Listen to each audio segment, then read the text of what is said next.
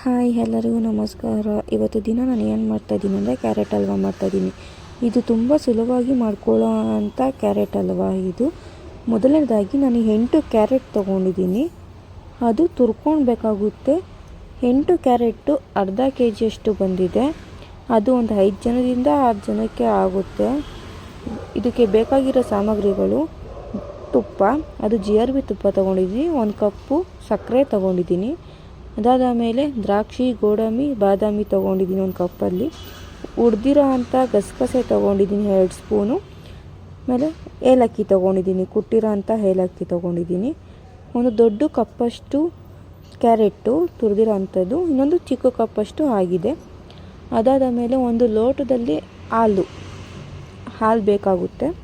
ಅದಾದಮೇಲೆ ಒಂದು ಪಾತ್ರೆಯಲ್ಲಿ 2 ಸ್ಪೂನ್ ತುಪ್ಪ ಹಾಕ್ಕೊಂಡಿದ್ದೀನಿ. ಅದಕ್ಕೆ ದ್ರಾಕ್ಷಿ, ಗೋಡಂಬಿ, ಬಾದಾಮಿ ಹಾಕ್ಕೊಬೇಕು. ಚೆನ್ನಾಗಿ ಹುರ್ಕೊಳ್ಬೇಕು. ಅದು ಕೆಂಪಗಾಗಬೇಕು, ಇಲ್ಲಾಂದರೆ ಅದು ಕೈ ಬಿಟ್ಟರೆ ಸೀದೋಗ್ಬಿಡುತ್ತೆ. ಹುರ್ಕೊಂಡು ಅದು ಸಪ್ರೇಟಾಗಿ ಎತ್ತಿಕೊಳ್ಳಿ. ಅದೇ ತುಪ್ಪಕ್ಕೆ ಕ್ಯಾರೆಟ್ ಹಾಕ್ಕೊಳ್ಳಿ. ಕ್ಯಾರೆಟ್ ಹಾಕ್ಕೊಂಡು ಚೆನ್ನಾಗಿ ಹುರ್ಕೊಳ್ಬೇಕಾಗುತ್ತೆ. ನೋಡಿ, ಕ್ಯಾರೆಟ್ ಹಾಕ್ಕೊತಾ ಇದ್ದೀನಿ. ಕ್ಯಾರೆಟ್ ಹಾಕ್ಕೊಂಡು ಚೆನ್ನಾಗಿ ಹುರ್ಕೊಳ್ಳಿ. ಅದು ಹಸಿ ಸ್ಮೆಲ್ಲು ಹೋಗಬೇಕು. ಅದು ಜಾಸ್ತಿ ಸ್ಮೆಲ್ಲು ಇರುತ್ತೆ, ಅದು ಹೋಗ್ಬೇಕು, ಹಸಿ ಸ್ಮೆಲ್ ಹೋಗಬೇಕು. ಕಲರ್ ಚೇಂಜ್ ಆಗುತ್ತೆ. ಹುರಿತಾ ನಿಮಗೆ ಕಲರ್ ಚೇಂಜ್ ಆಗುತ್ತೆ, ಗೊತ್ತಾಗ್ತಿರುತ್ತೆ ನಿಮಗೆ ಯಾವ ಥರ ಅಂತ ಅಂದ್ಬಿಟ್ಟು. ಹುರ್ಕೊತಾ ಇರಿ ಹಾಗೇನೆ, ಕೈ ಬಿಡಬೇಡಿ. ಕೈ ಬಿಟ್ಟಷ್ಟು ಸೀದೋಗ್ಬಿಡುತ್ತೆ. ಹುರ್ಕೊತಾನೇ ಇರಬೇಕು. ಒಂದು 2-3 ಸೆಕೆಂಡ್ ಹುರ್ಕೊಳ್ಳಿ. ನೀವೊಂದು ಪ್ಲೇಟ್ ಮುಚ್ಚಿ ಆದ್ರೂ ಅದನ್ನು ಬೇಯಿಸ್ಕೊಬೋದು. ಅದಾದಮೇಲೆ ಒಂದು ಲೋಟದಲ್ಲಿ ಹಾಲು ತೊಗೊಂಡಿದ್ದೆ. ಅದು 3/4 ಲೋಟದಷ್ಟು ನಾನು ಹಾಲು ಹಾಕ್ತಿದ್ದೀನಿ. ಹಾಲು ಹಾಕ್ಕೊಂಡು ಚೆನ್ನಾಗಿ ಅದು ಕುದಿಸ್ಬೇಕು. ನೋಡಿ, ಕುದೀತಿರೋದು ನಿಮಗೆ ಗೊತ್ತಾಗುತ್ತೆ. ಈ ಥರ ಕುದಿಸ್ಕೊಬೇಕು.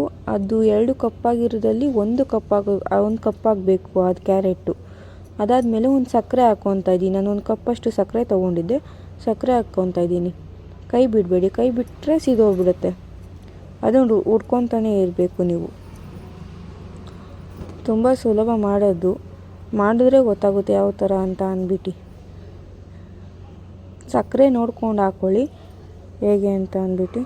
ಅದನ್ನು ಪ್ಲೇಟ್ ಕ್ಲೋಸ್ ಮಾಡಿಬಿಟ್ಟು 4 ಸೆಕೆಂಡ್ 5 ಸೆಕೆಂಡ್ ಬೇಯಿಸ್ಕೊಳ್ಳಿ. ಕುದಿಸ್ಕೊಂಡ್ರೆ ಸಾಕಾಗುತ್ತೆ. ಅದು ನೋಡಿ, ಒಂದು 2-3 ಕುದಿ ಬಂದ್ರೇ ಸಾಕು. ಅದು ಕುದೀತಾ ಕಮ್ಮಿ ಆಗುತ್ತೆ ಅದು ಕ್ಯಾರೆಟು. ನೋಡಿ ಯಾವ ಥರ ಕುದೀತಿದೆ ಅಂತ ಗೊತ್ತಾಗ್ತಿದೆ ನಿಮಗೆ. ಅದಾದಮೇಲೆ ಒಂದು 2 ಸೆಕೆಂಡು ನಾನು ಕ್ಲೋಸ್ ಮಾಡಿದ್ದೆ. ಕ್ಲೋಸ್ ಮಾಡಾದ್ಮೇಲೆ ಓಪನ್ ಮಾಡಿ ಅದು ನಾನು ಹುರಿದಿರೋ ಅಂಥ ಗಸಗಸೆ ಹಾಕ್ಕೊಂಡಿದ್ದೆ. ಗಸಗಸೆ ಹಾಕ್ಕೊಂಡಾದ ಮೇಲೆ ಡ್ರೈ ಫ್ರೂಟ್ಸ್ ಹಾಕ್ಕೊತೀನಿ. ಹಾಕ್ಕೊಂಡು ಅದು ಮತ್ತೆ ಕೈ ಆಡಿಸ್ತಾ ಇರಬೇಕು.